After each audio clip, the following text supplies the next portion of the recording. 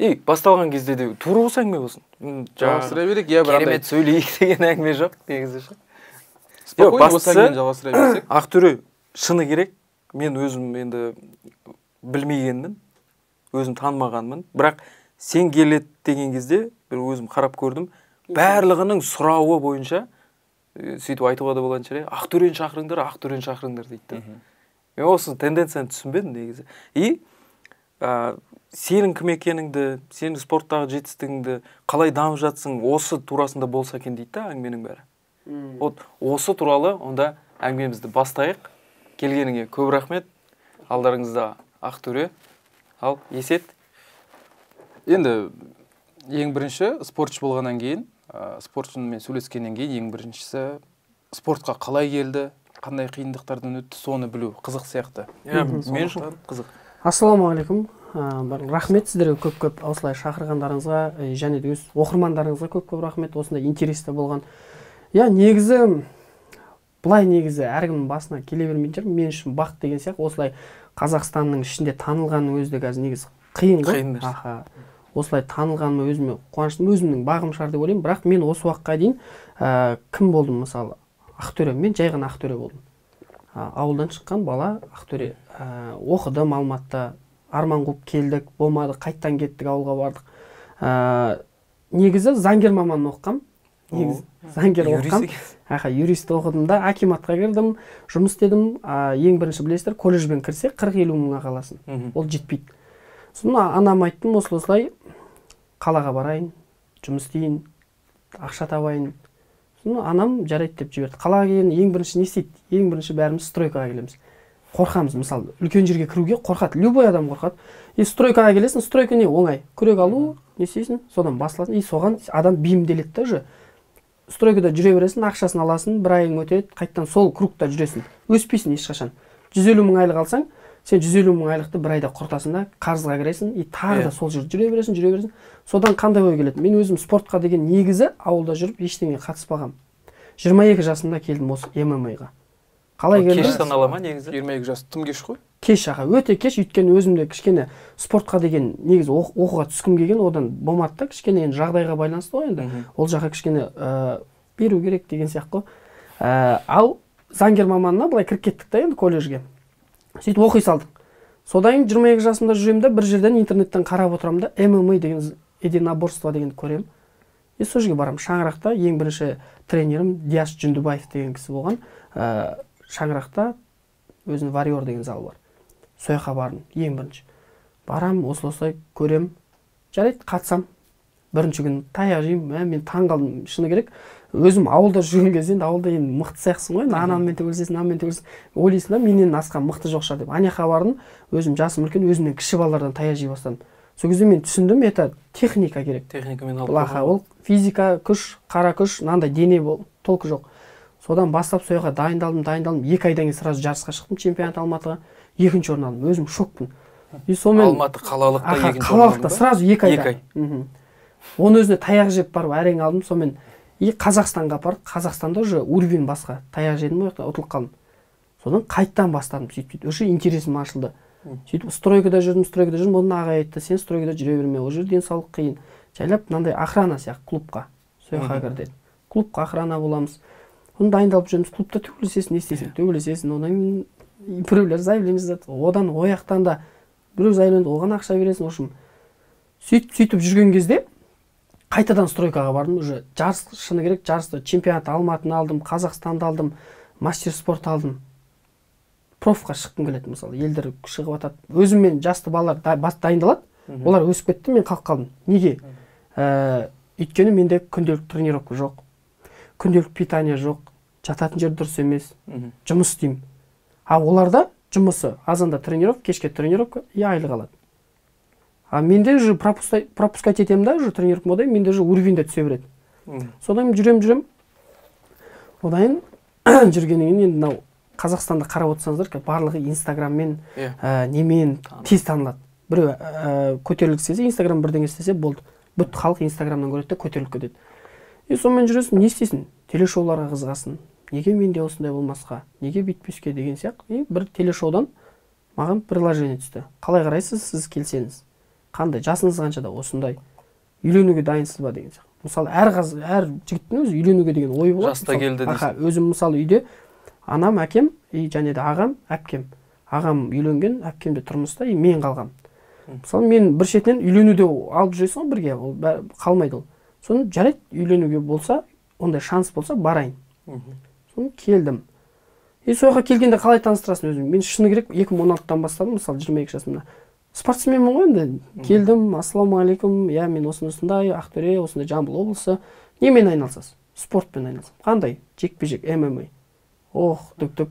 Не істеймін? Сөзді енді келгеннен кейін Ярлык сол кезде мойныңа келіп ілінді. Сол кезде мен уже бүт Қазақстан алдына шығып, өзімнің осындай спортпен дайындалып жүргенімді айтқан кезде, ол любой жігіттің арманы деп ойлаймын, что сені Қазақстан бәрі білген, что осы бала ММА-мен айналысып жүр.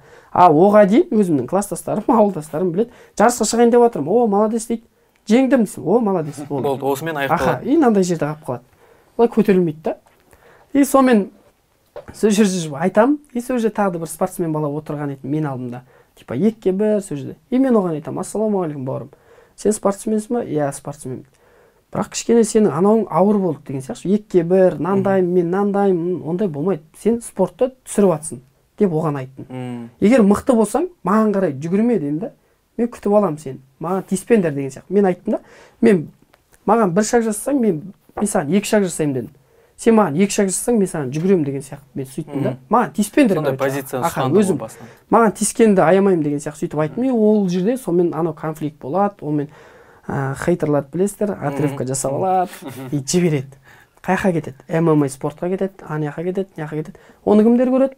Спортсмендер көреді. Мынау кім? Мені танымайды я. Өйткені олардың дәрежелері жоғарыда, бізге қарамайды ғой, енді арттағылар біз стройкада жүрген чемпионат алматын Қазақстанды кім алмай жатыр деген сияқты өзін қарайды да. Оны өзі мысалы чемпионат алматын өзінде 5 адаммен төбелесесің. Азан 9-да басталады, түнгі 1-де бітеді. Бір салмақта мысалы 57-ге шығам ба, 60 адам болады өзіңіз ойлаңыз. Ол жерге қандай балалар келеді? Бәрі орын алғысы келеді, бәрі дайындалады, бәрі тер төгеді. Иә, төбелесесің, әр баладан бір травма аласың, төбелесесің, 1 грамотыңмен медалыңды алып қайтасың. Не істейсің? Ертең ауырасың, стройкаға жұмысқа шықпайсың, ақша жоқ, жатасың, қайттан спортты қойғың келеді. Сондай сияқты, сондайлардың өттік. Содан басталады. Мынау кім, қандай спортсмен, мынау шоумен ба, не деген сияқты. Сол жерде негізі келген кезде мен өзім оған келмей тұрып, өзіміздің Шу қаласында профессиональный бой болайын деп атады. Сол жерде өзімнің бір таныс кісім айтады да маған: сен жарыста жүргенсің, бір адам жетпей атады ғой, короче, проф бойға. Бір соперникке. Шығасың ба дейді, шығам деймін. Ондай шанс келіп тұр ғой, мысалы. 10 күн бұрын айтты, шығасың ба дейді, шығам дедім. Сразу не істедім? 2-3 күн жүгірдім, салмақ қалай түсіру керек. Біз енді оңай жолын іздейді ғой адамдар. Мочегонный деген болады. Суды кетіреді. Келдім де соны 2 таблетка, 3 таблетка ішіп тастадым да. Түнімен бардым. Шыны керек, әлім қалмай қалды, өсіп бардым. Түк жоқ. Күтіп алды. Сен төбелесе аласың ба деген сияқты. Салмағымды өлшедім.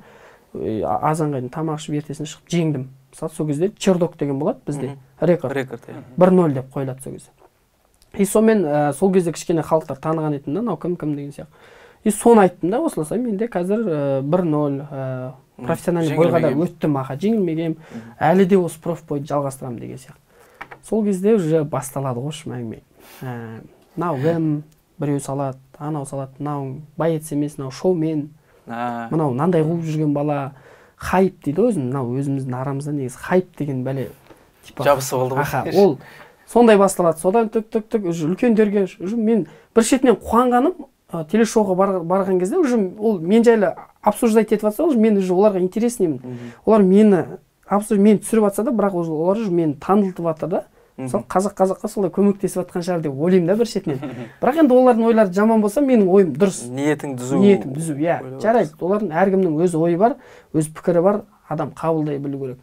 Мен өзім дегенмен жүре берем, олар өз дегенмен жүре берсін. Дұрыс па? Әркім өз өмірі. Содан басталады, тағы да бір проф бойға дайындаламын. Сол проф бойға шықпас бұрын енді сұхбат береміз бізде тоже. Мен боецпін, осылай. Шүкір Аллаға, осы 2016-тан бастадым, мастер спорттан бар, анау бар, мынау бар, енді білмейтіндер болса деп айттым. Дұрыс. Содан өзіміздің шыны керек, Қазақстанның ішінде бәрі біледі ғой енді. Арман Ашимов сторисіне салып. Енді мен ол жігітті көретінмін. Осы уақытқа қатты ұнайтын, бойлары өте керемет, нокаутер. Қазақстанның ішінде бәрі таниды. Сол жанжалдың басын ашып алсақ. Түсіндіріп. Қалай басталды? Біреулер ойлайды, ой, бір мен шақырды жоқ біреу, типа, ноунейм. Сен біреулер ойлайды, сен хайп жасап жүрсің. Вот соны айтып кетейін. Қалай басталды? Негізі Арман Әшімовті өзім көремін, жақсы көремін. Өзіміз қолдап жүретінбіз. Көріскенбіз де. Чемпионат Алматыда, ассалаумағалейкум. Оның достары, мен достарым, круг общий. Сонымен сөйтіп жүреміз, қарасам, сторисін қарасам, бұл боец емес, бұл шоумен дейді. Ол қандай Арманның өзі ма? Қандай боецке бұл тиіспейді, мысалы. Енді өзіме жекеме кетіп жатыр ғой. Сосын мен тұрдым да, мен ешқандай сторис салған жоқпын, мен өйткені өйтіп елдерге публика жасағым келген жоқ. Ассалаумағалейкум бауырым, қалайсың? Бауырым, мен шоумен емеспін, мен өзім осылай спортта жүрген балам, білесің ғой дедім. Сен неге барасың ондай жерге дейді. Иә, мен бардым. Не істеймін? Ол жақтан пайдасы маған тиіп жатыр. Бір шетінен үйленем. Бір шетінен осылай танылдым. Бір шетінен Инстаграм көтеріліп отыр. Неге қазір Инстаграммен бәрі дамып жатыр, дұрыс па? Сен бауырым үйленіп алғансың, сен бақытты бол, жаным үшін сен араласпа деген сияқты. Соны қоймайды. Оны бойға шығам, екінші бойым. Отам. Жеңесің. Отқаннан кейін енді ол жерде ММА несі болып жатқаннан кейін сол жерде айтқым келді. Өйткені адамның болады, ішінде жан айқай дейді. Любой адамда болады ол. Тұрдым, ассалаумағалейкум қазақ елі, әр қазағым жалғызым. Біздің осы спортта жүрген өзіміздің үлкен беделді Арман Әшімов, өзіміздің мықты боец. Мақтадым. Бауырым, мен дұрыс жағынан түсінсең деген сияқты мен обращение тастадым. Бізде сен сияқты боламыз, Алла қаласа, сен де күніңе жетеміз, сондай боламыз дедім. Болды. Деп директорге солай түсінсеңіз болды. Келесі жолы мен қазақпен емес, басқа мемлекетпен шықсам ғой деп сөйтіп тастадым да директорге шығып кеттім. Содан ертесінде тұрсам, уже Инстаграм деген жарылып жатыр. Хейтерлар кесіп алған осылай. Арман Әшімов, сен күніңе жетем деген сияқты. Ол Арман Әшімовке бармайды емес, барады, сен ойбай, мыяқта біреу какой-то біреу бойға шақырып жатыр деген сияқты. Енді дұрыс, енді елдердің бойынша олардың ол үшін какой-то біреу шығармыз, бірақ бәріміз адамбыз. Бәріміз енді дәрежемізді олай өлшемейді, бәріміз баратын жеріміз бір жер ғой. Содан кейін ол тұрады да, о деген сияқты, ол енді халық, енді менің оқырмандарым бар, оның да оқырмандары бар. Екеуі қырылады да, мен оқырмандарым оны жемейді емес, жейді ғой. Ой, сен бүйтеді, сөйтеді деген сияқты. Енді хейтерлар не айтпайды, жаман сөз айтады ғой. Ол сториске алады, мынау кім деген сияқты. Мен бұны шапалақпен ұрып ұйықтатамын. Сен айтып жатқандай қабылдайды ғой өзіне. Енді мен вызовқа шақырып, мен вызовқа шақырсам, мен онымен шапалақпен ұрып ұйықтатамын деген сияқты. Ол енді ол маған да келмейді емес, мен де әке шешем бар, мен де туысқандарым бар. Мынау не деген сияқты. Әркімнің несіне тиеді ғой. Содан мен де айттым, ассалаумағалейкум қазақ елі, осындай. Мен шыны керек бойға, мен одан қорыққаннан емес, нандайдан емес, бойға шақырған жоқпын мен дедім, шыны керек. Мен сен бойға шақырған жоқпын. Че там шақырасың ба дейді да. Жоқ, ондай бұл жерде қазақ шақырмай, давай басқа жақты шақырайық деген сияқты деп едім. Содан түптік екеуміз сондай. Содан басталды ғой. Демек, сен бойда жеңдің, сол кезде мәлімдеме жасадың, микрофон қолыңда. Бізде сіздің деңгейіңізге жетейік деген дұрыс ниетті, тілекті. Мотивация аламыз да ол кісі. Хейтерлер басқаша түсіндірген ғой, типа, саған жетейін, жекпе-жекке шақырып жатыр. Сені жекпе-жекке шақырамын деген сияқты. Негізі сенің ойың қазақпен емес, шетелдік деңгейге шығайық, солар жеңейік деген ой ғой. Енді мен айтқым келгені, бізде Арман Әшімов қонақта болды. Мен оны енді кетіп қалғаннан кейін оған қарсы айтпай-ақ та қояйын. Оны қолдап та айтпай-ақ қояйын. Жалпы адамды бір ғана білмей жатып, ешқандай бір таныспай жатып, жамандай беруге де болмайтын сияқты ше. Негізі сен өзің қол алысып, амандасып, онымен араласып жүрген адам емессің ғой. Бірақ сен неге интернетте бізде журналистердің арасында қазір бір тренд болып жатқан сөз бар, ғадауат тілі деген. Бұл көп жағдайда адамға жаман, жек көрушілік ниет білдіру, оны жамандау, әрбір тіпті жеңіп жатса да, ой, сен қарсыласың нашар деген сияқты бір, төр бірдеңе деп қалу үшін. Осындай бір хейтерлерге бір нәрсе дегін келеді ше. Неге сендер бір әп-әдемі өзінен өзі дамып, өзі телешоуға барса да, басқаға барса да, ниеті бәрі түзу, шығып жатқан адамға қолпаштап қошемет көрсетудің орнына спортпен айналысып жүрген адамға сендер жоқ, сен бүйте қал, өше қал, бүйте қал. Негізі хейтерлерге қолдау көрсету қызық емес қой. Оларға жаңағы негізі қан керек дейді ғой, бір шетінен хейтерлар да жақсы. Хейтерлар сені көтереді. Хоть жаманда, ол уже жаман негатив не істегенмен бұл неде бұл хейтерларға хоть қанша айт сен мынандайсыңдар сен мынандай оларға тимейді, өйткені олар сондай ғой. Бұл неде сені қолдайтындар болады, қолдамайтындар болады. Бұның ішінен сен өзің шығуың керексің. Қалай? Мысалы мен бір рет жаңа шықтым бойға, жарайды жеңіп кеттім. Бәрі ол кезде не деді? Ой, мына вообще нечаянно жеңе салды, бір слабый бір рет қоя салды деген сияқты. Тағы шықтым, жеңдім. Тағы шықтым, жеңдім. Сол кезде маған не болды? Уже о, молодец. Лояльный аудитория. Аха, уже екі рет доказал. О, молодец сен, көрсеттің. Қырғызстандық азамат шақырдың, молодец, жеңдің. Уже адамдар, мысалы, мынандайда бізде қазақтарда жеңіп келе жатсаң, бүйтіп сен о деп ұстайды да, жеңіліп түк түссең болды. Ой, дайындалмаған. Болды, бүйтіп алып тастайды. Өйткені сен жоқсың болды. Ол ең жаман нәрсе да. Қазақты қолдап, жеңіліп қалса да, бауырым тұр, жеңілсең жер көтереді, келесі жолы жеңесің десе, ол мотивация алады. Ал егер сен негативпен жаңағындай не істеп тұрсаң, сен адамды басып тастайсың да. Жақында боксшы Бекзат Нұрдәулетов осы мәселені көтерді ғой. Кезінде әлем чемпионы болған кезде бүкіл Қазақстан бет көтеріп Бекзатты Токиода жеңіліп қалды. Барлығы Бекзатты бір халық жауы сияқты көріп тастады. Турист болып барды. Турист болып барды. Не істеді аха, бірінші бойда ұтылып қалды ғой Бекзат. Ол жақа ол бұл жерде Алланың қалауы ғой, бұл жерде ешкім не істемейді аха. Ол мен де білемін бұны аха. Уже Бекзат ой, оданша басқа біреуді апару керек еді, ананы сөйту керек еді, мынаны сөйту керек. Боксқа кетіп қалды Бекзат. Бір кісі айтқан ғой енді, сен жетер межеңе жеткің келсе, сен тек жүруің керек. А егер сен әрбір айтылған сөзге тоқтап, оған мән беріп реакция білдіре берсең, ана жаққа кім жетеді жетер жерге. Сол сияқты ондайға енді назар аудармайсың деп ойлаймын. Бастысы бізге керегі мықты спортшылардың деңгейлі болуы да. Бізге басқа ештеңе керек жоқ негізі. Егер хейтерлердің хейтінен гөрі пайдасы тиіп жатса, сені жамандаса да, бірақ сен елдің аузында жүрсең, оның да бір пайдасы, жаңа өзің айтып отырған, ең дұрысы осы сияқты да. Аха, солай адам қалай қабылдайды, солай қабылдауына байланысты да. Ал егер де сен сол хейтерлардың каждый сөзін, мен мынандай екенмін ғой деп қабылдасаң, сен басыласың, деп болды, сонымен өше бересің. Аха, өздері не істей береді. Олармен сен сөйлессең де, не істесең де болмайды да. Мысалы, мен мысалы осы телешоуға келгелі бері қазір уровенім, мысалы, арман ашып мен таниды. Мынаяқтан кім таниды тағы? Біз сұхбатқа шақырып жатырмыз деген. Аха, мысалы, сіздер сұхбатқа шақырып, байыстардың бәрі тани жүр. Кім? Ақтөре. Ол телешоу, деп. Бірақ қарап отырсаң, қазір өзіміздің Россияда да телешоу шығып жатыр, сондай боймен, Инстаграммен соғысу деген басталды. Мысалы, қарап отырсаң, оның бәрі, мысалы, менде де болып жатыр ғой. Мысалы, мен де шығарып тұрмын да оны. Мысалы, қазір мен бірінші болған кезде Инстаграмға шығамын, мен билеймін, өзім позитивім. Бәрі айтатын, сен байец емессің бе, билеме деп. Қазір байецтердің бәрі билеп жүр қазір. Любой барлық Инстаграмға кірсең, залда билеу шыққан қазір байецтердің. Мен өткенде байқадым. Ол неден? Мысалы, қарайды. Ол мені қарамайды емес, қарайды. Мысалы, байецпін, билеймін, қалай жарасып тұр ма? Жарасып тұр.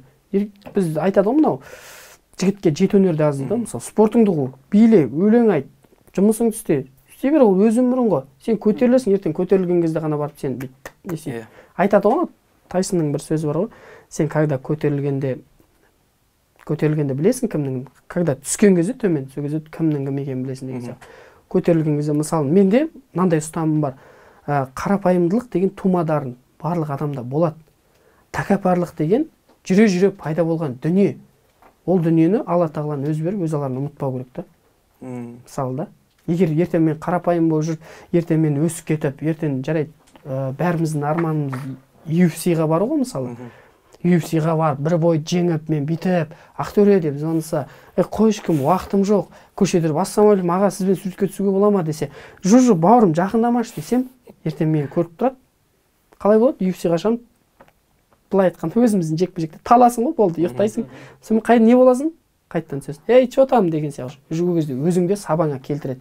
Сол үшін бұл өмірде ең басты имандылық, қарапайымдылық деп білемін енді. Мынандай иман жағынан енді сабағы мықты демесем де, біз қазақ мұсылманбыз ғой, бәріміз оқимыз, білеміз. Солай да, өзім ұстанымым сол. Онда UFC-ге барып жатсаң тағы шақырамыз. Келмей қалма сол кезде. Сол ғой UFC-ге. Сол кезде тексереміз айтпақшы, Алла қаласа, UFC. Мысалы, басқа да, мысалы, осы шықтым енді, мысалы, 4-0-мін қазір. Шүкір, бір жылдың ішінде, мысалы, 4-0 болдым. Маған интерестер бар.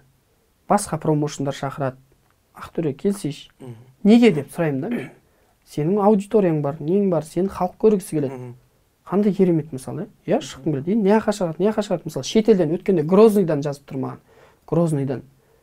Ассалаумағалейкум, сізбен бір бой өткізейін деп өткізуге бола ма? Сіз дайынсыз ба деген сияқты. Сөйтіп едім, мен айттым, просто менде қазір бізде тренерлар бір 3-4 ай, осы бойдан кейін 3-4 ай дайындалыңдар деді, өзіміздің қоятын бір нелер бар.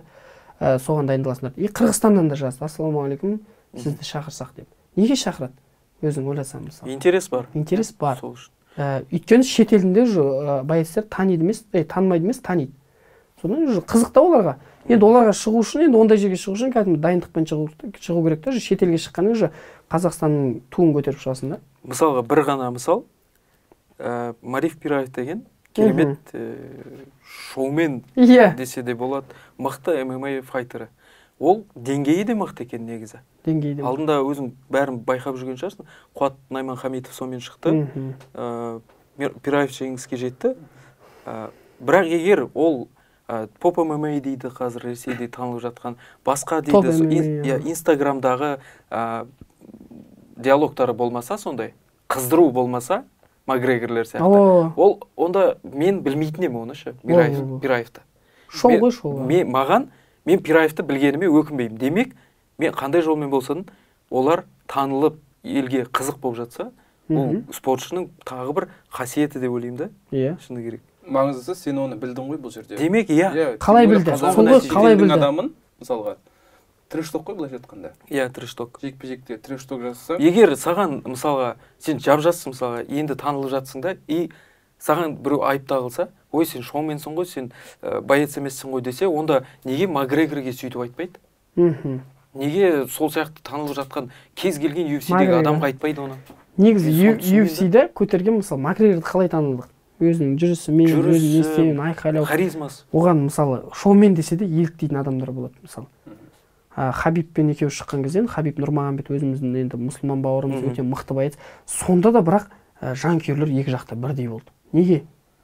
Өйткені Макгрегорды жақсы көреді. Мысалы, Хабибті айтады, мысалы, Хабиб жақсы көреміз, бірақ Макгрегор ұнайды деген сияқты. Төбелестер ұнайды деп жай айтады да. Өйткені шоу жасайды, ұрып, нокауттар әдемі да.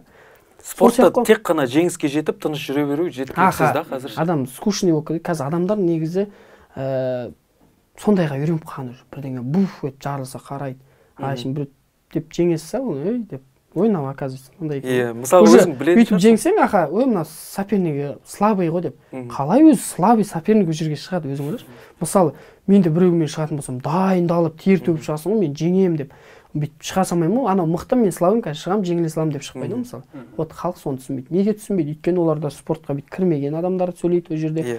Мысалы, біз сияқты салмақ қуу, мысалы мен салмағым 63-64 килограмм, 57-ге шығамын, 7 кило қуамын, 8 кило қуамын. Қанша уақыт аралығында болады? Әрқалай ма? Мысалы, 15 күн қалған кезде нанды қоямын, 10 күн қалған кезде қантты қоямыз, и 6 күн қалған кезде, мысалы, 6 литр су ішемін, 6 литр, 3 күн 6 литр су ішемін, и 4 литр, одан 1,5 литр ішемін. Болды, соңғы күн 6-шы күні Мұратбек оның үстіне перспен. Трэш-токтан да мықты ғой ол.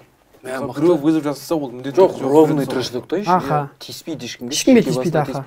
Братан, я хочу с тобой драться, для меня честь, что я разделяю с тобой октагон деп барып. Еще аха бүйтіп айтады, аха, сен ауырып тұрсаң жазылуыңа тілектеспін, сіз менімен шығыңызшы деген сияқты көрсетейік давай шу. Өзі әдемі жасайды, аха. Спортивный интерес деген күшті болып отыр. Мысалы, соның өзі мысалы шоу ғой. Мысалы, о жаққа қарай неге айтпайды мысалы? Мысалы, жаңа өзіміздің боецтер, мысалы, маған айтып жатқан боецтер соған айтсын, мысалы, шоу жасап отыр ғой. Соны айтам. Аха, неге? Мысалы, мына телешоуда бізге айтады да, сендер бүйтіп жатсыңдар, сөйтіп жатсыңдар. Мен егер де ол жерге барып, сырға тағып алып, әлде болмаса қысқа киіп келген қыздарға қысқа киіңдер деп айтып жатсам, бір қысқа киіп келген қыздарға мен айтамын, қысқа кимеңіздер. Сіздерді қанша халық қарап отыр деп, мен қыздардың намысы мен еркектердің намысын қорғап отырасың ол жерде. Ал егер де ондай жерде біз сияқты, мен сияқты жарайды адам болмаса, мен білмеймін, мұнда қатан қалаш болып кетсе, онда көрсін, онда оны қолынан келмейді, оны тоқтатуға телешоуды мысалы. Ешкім тоқтатамайды мысалы. Сіздерді де ешкім тоқтатамайды, сіздердің өздеріңіздің бағдарлама бар, әркімнің өз бағдарламасы бар, өздерінің целдері бар, дұрыс па? Сол үшін мен сол жерде отырмын, мысалы да, сол жерге барасың. Зато қазақтың қыздары мысалы бүгін қысқа киіп келмей айтатын айтып тастаймын, ертесіне жабық киінеді. мысалы айтады ғой, ескереді. аха бізге бүйтіп айтады, өзіміздің депутатта негізі айтқан, қазақтың жігіттері намысшыл болса, қазақтың қыздары мынандай жерде жүрмес еді ғой, клубта жүрмес еді ғой, бүйтпес еді ғой, сөйтпес еді ғой дейді. Қазақтың жігіттері намысшыл, негізі бәрімізде намыс бар, бірақ қазақтың жігіттері заңнан қорқамыз. Неге? Бір қызға сен қысқа киініп алып, ей қарындасым мынауың не деп, ананы айқарашы сен, не дейді анау саған? Сен маған әңгіме айтып тұрсың ба? Мен саған көрсетемін дейді да. Сосын не істейді? Кетесің. Ақшаны төлейсің де шығасың, 1,5 миллион ба, 2 миллион бересің. Не болды? Екінші кәрі сөйлемейсің. Өйткені яқтан әке-шешең жылайды. Әй, нең бар біреудің қызында? Өзі біледі ғой. Солай мысалы. Енді бір жағынан да жалпы барлық қызға жауап беру қиындау сияқты да. Аха, барлық қызға жауап беру. Әркім сол үшін айтады ғой, сол қыздың ағасы жауап берсін. Папасы, інісі жауап берсін. Егер де бәріміз мысалы мен әпкемді қалай өсірдім, мысалы дискотекаға барсам, мен мамам жіберетін кішкентай кездің артынан. Қарап жүріп кішкентай барсам да, келеді. Кейсең қасына бір жігіт келді, білмейсің ғой, досым деп қойды, қасында тұрасың, баршайшы ана жаққа деп қойды, бармайсың да, не істейін деп тұрған білмейсің. Сөйтіп жүрді, қазір әпкем мысалы тұрмысқа шықты, 2 баласы бар, бақытты. Қалай? Мысалы тәрбиеден да. Ол егерде мысалы бір шетінен былай ойласаң, қой әке-шеше тәрбие берсін, мұғалім тәрбие берсін, ағасы тәрбие берсін, бірақ сана берсін, айтады ғой, сана берсең, бала берсең, сана бер, сана бермесең, ала бер дейді ғой. Адам басына сана болмаса, ол қой қанша тәрбие бер, басынан шыққы, ол бұзылатын адам бұзылады. Мысалы. Біз енді қазір спортқа оралайық. Хардкор ММА сияқты бар, наше дело бар, неше түрлі сол сияқты промоушендар көп. Хайп деген промоушен ашылып жатыр. Асхат Тамаевтың. Мен енді өтірік айтпай қойын, бәрін көрем деп. Бірақ шыны керек, Чоршанбеев сияқты атақты, Мариф Пираев сияқты атақтылар, Қуат Найман Хамитов сияқтылар шықса, мен міндетті түрде қалдырмай көрем ананы. Бірақ әр сөзін октагонда айтама, ол конференция залында айтама, бәрін қараймын да, маған қызық. Демек, маған қызық болса, мен онда олар дұрыс жасап отыр деген сөз емес па? Қарапайым аудиторияға жұмыс істеп отыр. Енді сұрақ, бізде енді менталитет басқа дейміз, мысалға жаңа Хабибті айтып отырмыз. Хабиб мысалға ешкімге ешқандай трэш-ток жасамайық кезінде. Кейінгісін көрдік қой, кішкене төбелесіп қалды, бүйтіп қалды. Енді ол жерде шыны керек жеке бір жек көрушілігі болған сияқты да, Макгрегорге артық сөз позволил себе. И сол үшін ол өзінің намысын, абыройын қорғау үшін шықты дейміз. Бірақ Макгрегорге де жақтасты ғой жұрт, жаңа өзің айтып отырсың. Сол демек, бұл спортты дамытатын көрермен да бірінші кезекте. Сол көрерменге қызық болса, онда спорт дамиды. Егер көрерменге қызық емес, бәрі шетінен Хабиб болса, ешкім қарамайтын сияқты менің ойымша. Негізі өзіңнің жекпе-жегіңді сата білуің керек қой. Бокста да солай ғой. Қызықтыра білуің керек. Мысалы анау бізде неге бүйтіп бет тақастырып не істеді? Неге?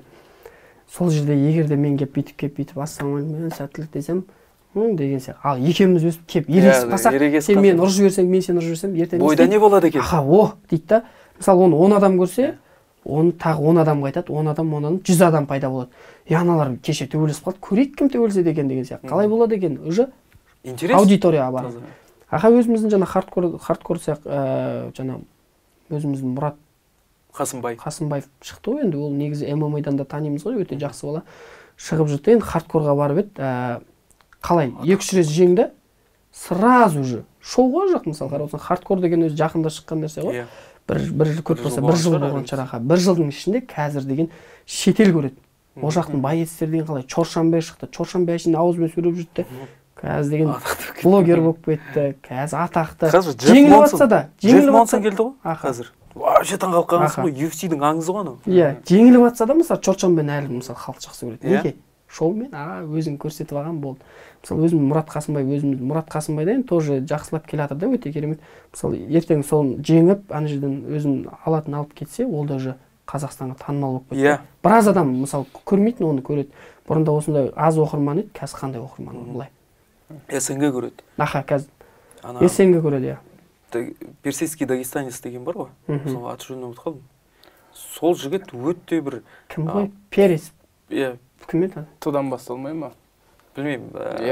Сол жігіттің көп төбелеспей, көп сөйлейтіні қызық та. Бәріне тиіседі. Жаңа конференцияда бірдеңе лақтырады, айғайлайды, төбелеседі. Бірақ неде қарапайым ғана жаңағы спортшы екенін көрсетіп сөйтіп жүреді октагонда. Бірақ 2 рет шыққан сияқты менің ойымша. HFC-де шықты. Мұрат Қасымбайды жеңген кезде. Жеңді дегенде тырнақша шығар енді. Шыны керек, қазақский терминатор деп Мұрат Қасымбайды сол үшін атап кетті ғой. Бүкіл СНГ қазір қарайды. Сол бойын просмотрын қараймын.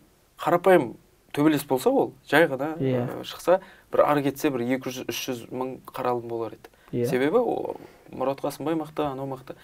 Ал мыналардың просмотрын көрсең, 5 миллион ба, 5,5 миллион ба, сондай болып кеткен. Интересно же адамға. Шыны керек, демек дұрыс жасап жатыр. Бұл оған жарнама тартылады одан кейін, ол промоушнға. Одан кейін Мұрат Қасымбайдың өзіне де жарнама тартылады. Демек, ол өзіне дәрігер жалдай алады, ол өзіне көмекші, бапкер жалдай алады. Демек, оның да деңгейі өседі. Иә, гонорарды өседі. Ал біз осының бәрін жоққа шығарамыз да, ой, сен шоуменсің ғой деп қояды. Ол білмеушілік сияқты да. Аха, ол шоуменсің ғой дегенде, солға адам ол уже түсініп алды, что оқырман қалай жинау керек екен. Главный өз спортсмен, скромный өз ішінде. Сөйтті да, ол неқаз енді халық қызықтыру үшін сөйтіп істейді, бірақ ішінде қарапайымдылық жатыр да. Шығады, жеңеді, ассалам, жеңгенде уже басқаша сөйлейді, деп не істемейді. Жай ғана айтады, егер де бір адам боец қызық болып жатса, дальше қызықтыру керек қой енді. Мен жеңдім, енді осы жерде тағы да жүрген, типа. Вызов. Аха, сәл тиісіп кетеді, сайрап жүрген, бұл сияқты деген. Сен мықты болсаң кеш деген сияқты сеткінің ішіне шақырып алады, екеуі ерексеп. Не істейді, ол тарайды, халық не істейді? Құйымын, алғашын шыға деген. Екеуіне, мысалы, инстаграмдарына подписаться етеді, екеуін бақылайды, екеуіне істейді. Не? Оқырман да өседі, уже саған да интерес кетеді. Тағы шығады, тағы сөйтіп көтеріле береді да. Одан кім боласың? Мысалы, қазір Макгрегор жаман емес қой, мысалы, қанша рет ұтылды. Макгрегор, мысалы, любой жерде рекламасы тұрады, любой жерде не. Үшін былай айтқанда жағдай бар ғой. Мысалы, любой боецте сөйтіп көтеріліп, жағдайын жасағысы келеді. Мен де ойлаймын да, тура сол Макгрегор сияқты қазақтың жігіттері де шығып жүрсе ғой депші. Рухты оятатын, рухты көтеретін, талай артынан ертетін жаңа ізбасарларын ше. Ең бастысы бізге осы сияқты ше, басты міндет. Анау шоумен, мынау шоумен емес деген бөліп жарудың қажеті жоқ. Дұрыс айтасың, аха, жаңағындай боец көтеріліп, сосын арттағы өзінің өсіп келе жатқандарына қарап, мысалы Қазақстанда мынандай ММА не деген жоқ қой, мысалы ММА колледж, мысалы общагасы бар, оған стипендия береді, сенікі. Олардың мысалы оқуы, тренировка.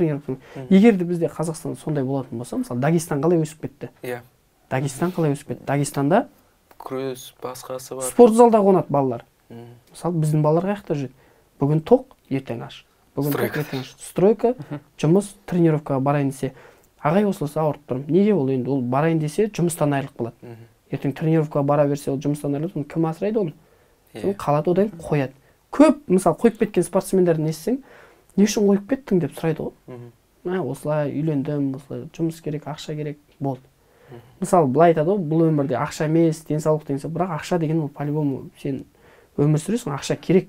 Любой нәрсе, бір жерге кірсең, 5-6 мың теңге кетіп қалады. Мысалы, ақшасыз өмір сүреміз, сол үшін спортпен бірге ақша да жүгірек. Шыны керек, спортқа сен сияқты мысалға қадам басып, танылып, жетілудің өзі өте қиын, және бір бақшаба ма деп жаңа өзің айтқандай, бір мысалға сен түнгі клубта ма, жалпы бір мейрамханаларда күзетші болдым дедің, е? Ойлашы, мысалға сен біреумен ерегесіп қалдың делік, біреуді сабырға шақырып, шуламаңдар деген сияқты айтуың мүмкін, және ол жерде төбелес болып кетуі мүмкін да, сен жарақат алып қалуың мүмкін да. Ол аяқ астынан ғой оның жазым дегенше. Оның бәрінен өтіп, жаңа стройкада да жазым ештеңе болмай, оның бәрінен келіп шығып отырғаныңда, біреу кеше көшеден кіріп келе саған адам сияқты саған жазып атқанда, күйіп кетесің де, сен не істеп атсың деп. Негізі точно таптың да шынындегісін, андай мен өйткені қанша осы уақытқа қиыншылықтарды көріп, мен оны айта бермеймін ғой елдің алдына шығып алып. Мен бүйткем, сөйткем десем, ол жай әңгіме сияқты болып. Айттың деп айтады. Ой, сен жертва болатсың деп. Соны айттың келмейді да. Ал егер де сөйтіп не істеп жатсаң, ал мен қазір сөйтіп көтеріліп не істеп отырмын, маған жазады қазір балалар, аға, сізді көреміз, мен осындай деп жазған кезде анау кәдімгідей сенің өмірің елестейді да, жазамда, ассалаумағалейкум, жанымеш, қаяқтасың, осындай. Мына тренировкаға кел, мысалы 10 мың болса, мен қолдан келгенше 5 мың қылып істеп берейін. Сен стройкың қай уақыт, мынандай, азанда кел, бүйт, сөйт, уже мотивация берем аха. Мысалы тартамда өзім, мысалы қазір не көп, қазір шыны керек таныс көп болып кетті, негізі қазір танымал болсаң танысың көбейеді деген сияқты. мысалы достарым айтамын, мысалы бригадир достарым айтады, мына баланы алшы жұмысқа, азан 9-да барады, 5:30-да жібереді, 6:30-да тренировкасы бар, болды дейді, ақшасын береді, келеді, жұмысын істейді. Мысалы сондай, мысалы мен мақтанбай қойын, көмектескен балалар болды сондай. Қазір мысалы жасау айтылуы да тиіс сияқты сондай. Иә, Ақтөре аға деп мысалы маған жазады, сізден мысалы үлкен кісілер жазады, сізге қарап балам өсіп жатыр, сіз ұқсап бүйтеді, сөйтеді дейді. Мен біткен кезде енді ол мәселе мышцы мақтанғанда емес, бұл өзімнің еңбегім дейді ғой. Осы аха дене шығару мәселе, бүйтіп бодибилдер болу емес. Енді ол любой жігіт бүйтіп түссем айтады, сен неге бүйтіп түсесің, неге бүйтсең, неге күшің мақтанып жатсың деген сияқты. Ол мақтанған емес, бұл енді өзімізге табиғаттың бергені, және де өзімнің еңбегім ол енді. Бұл енді мақтанғанда бұл обязательно мақтану емес, бұны көреді де мысалы жастар, о, мен де андай болғым келеді, мен де не істегім келеді. Бұның пайдасы да бар, пайдасы жоқ та бар шығар, енді білмеймін. Пайдасы жаңағындай жастар өседі де мен сияқты дайындалса. Бізде мысалы сөйтіп өсті, Жан-Клод Ван Дам дейді. Денесін бүйтеді, мә дейсің, дайындаласың, мен де Жан-Клод Ван Дам боламын. Неге ол мысалы қарап отырсаң, соның өзі де мотивация. Пайдасы тиді ғой демек. Аха, тиді. Енді жаңа бұлшықетін көрсетіп жатсың ғой, керемет. Бірақ сенің Инстаграмдағы суреттеріңнен көріп қалдық. Мынау химия ғой деп жатыр да. Осының анық-қанығын айтып берсең, нүктесін қойып осы жерден. Иә, дұрыс айтасыз, аха. Осындай менде де аха комментарийлер көргем. Сіз денені қалай шығарғансыз, өтірік па, химия ма депші. Мысалы, ол химияны алу үшін де жағдай керек негізі. Химияның өзі егерде ондай химиямен дене шығарып алатын болса, шығарып алсын, онда сен де шығарып, денесін шығарып алып жүре берсін. Ол химияда қымбат, ондай нәрсеге жоқпын. Кішкентайымнан өзім еңбекқор болғам, өзіміздің ауылдан өскен, қи шығарып, сексеуіл, өзіміз жақта Мойынқұм жақта білесіз. Аха, Мойынқұм аттан міндік, ат деген не пайдалы, канатқа шықтық, не істедік. Бәрінен қалған не істеп ойлаймын да өзім. Одан яқа келдім де тағы да спортпен қудым, содан шыққан. Егер химия болса, бізде тексереді.